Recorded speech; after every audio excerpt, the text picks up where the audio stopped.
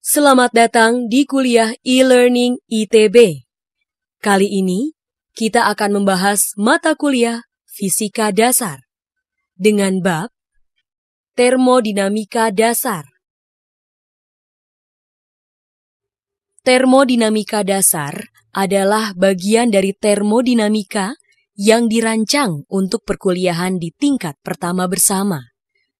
Diharapkan agar materi ini dapat menjadi dasar dari pemahaman termodinamika yang akan diajarkan pada tingkat lanjut. Termodinamika adalah ilmu yang mempelajari konsep dan aplikasi energi termal, seringkali juga disebut sebagai energi internal suatu sistem. Dalam termodinamika dasar, akan dibahas besaran-besaran fisis sebagai berikut. P. Tekanan sistem dalam satuan Pascal atau Newton meter persegi. V. Volume sistem dengan satuan meter kubik. T. Temperatur sistem dalam skala Kelvin. W. Transfer energi dalam bentuk kerja mekanik dalam satuan Joule. Q. Transfer energi dalam bentuk kalor dalam satuan Joule. U. Energi internal sistem dalam satuan Joule. 1 kalori mendekati 4,2 Joule. Untuk dapat menjelaskan konsep dasar dari besaran-besaran fisis yang akan dibahas, diperlukan beberapa definisi yang harus dipahami terlebih dahulu. Definisi pertama adalah tentang kesetimbangan termal. Bila dua benda yang berkontak termal tidak lagi saling bertukar energi secara konduktif ataupun radiatif, maka keduanya dikatakan sudah mencapai keadaan setimbang termal. Gunakanlah waktu beberapa saat untuk memahami definisi ini sebelum kita melangkah ke slide selanjutnya. Dari pemahaman definisi kesetimbangan termal, kita dapat melanjutkan pembahasan dengan mempelajari hukum ke-0 termodinamika. Untuk kejelasannya, silakan Anda melihat slide berikutnya.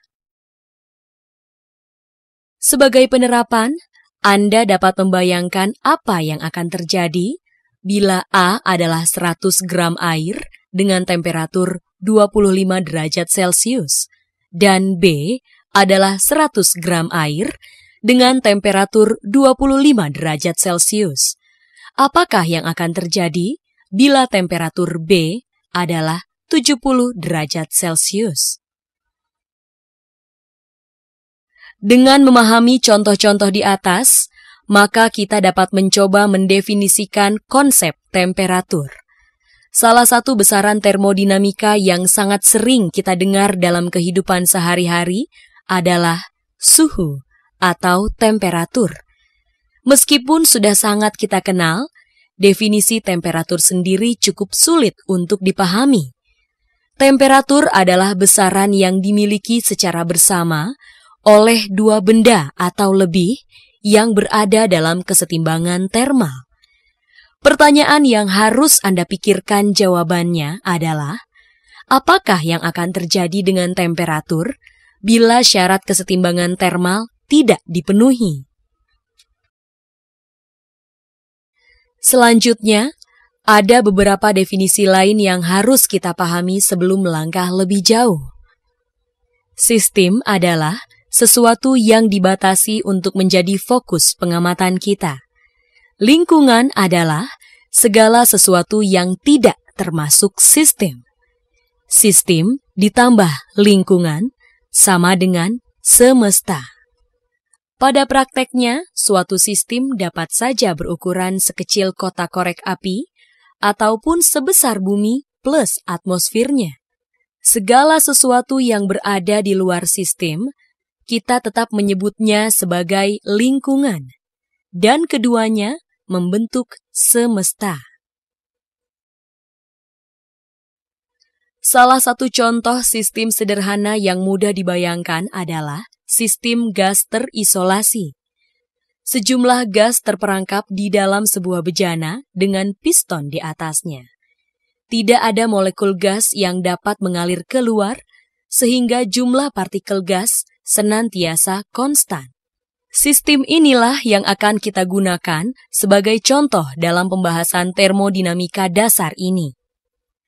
Perlu ditegaskan di sini bahwa aplikasi termodinamika tidak terbatas hanya pada sistem gas saja.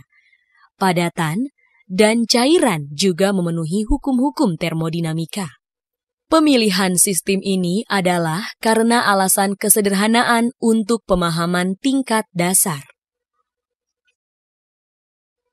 Untuk sistem, kita mengenal 3 besaran yang menjadi variabel sistem.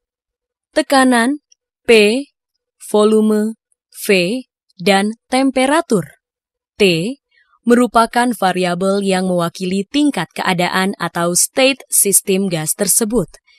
Serupa dengan besaran X, Y, dan Z yang menyatakan posisi suatu titik dalam sistem koordinat Kartesian. Namun, P, V, dan T tidak sepenuhnya bebas seperti X, Y, dan Z, melainkan saling bergantung. Bila V dan T untuk sejumlah gas kita tentukan, maka besaran P sudah tertentu nilainya. Hubungan ini disebut persamaan keadaan gas.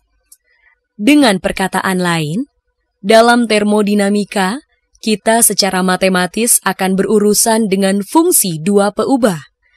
Bila 2 dari 3 besaran fisis yang kita hadapi sudah diketahui atau ditentukan, maka besaran ketiga akan tertentu nilainya. Untuk gas ideal, besaran P, V, dan T saling bergantung menurut persamaan keadaan yang sangat sederhana. PV sama dengan nRT, di mana N sama dengan jumlah mol gas, R sama dengan konstanta universal gas, sama dengan 8,314 Joule per mol Kelvin. Pemilihan gas ideal sebagai contoh kasus adalah karena alasan kemudahan.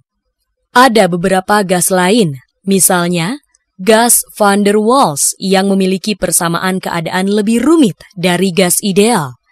Dengan mengingat bahwa gas ideal ini sudah diperkenalkan pada tingkat SMA, diharapkan kita dapat memahaminya dengan lebih mudah. Bila gas mengalami pergeseran keadaan dari kondisi awal P1, V1, dan T1 menjadi kondisi akhir P2, V2, dan T2, maka dikatakan gas tersebut menjalani suatu proses. Tetap berlaku P1, V1 sama dengan nRT1 dan P2, V2 sama dengan nRT2. Bila perubahan yang terjadi adalah kuasistatik atau terjadi secara perlahan, maka proses yang terjadi dapat dipandang sebagai himpunan titik-titik yang mewakili keadaan gas secara kontinu.